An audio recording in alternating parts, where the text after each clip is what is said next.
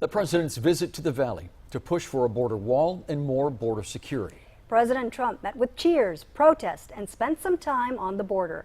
Channel 5's Christine Galvan covering the president's visit from the time Air Force One landed. Christine.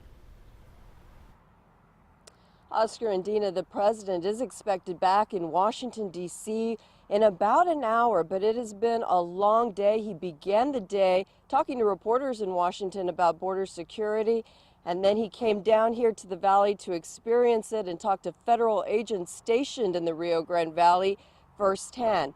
Let's get to the video of his arrival. He was greeted by what were being called family and friends, people who were personally invited, screened. Many of them told us that they were related to federal agents or people who worked with federal agents. A lot of them brought their children. They pulled their children out of class.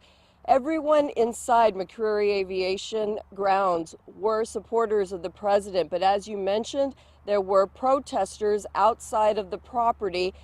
We do know that in addition to speaking to the mother of the slain Border Patrol agent, Javier Vega, he also spoke to the brother of a California police officer who was killed just last month.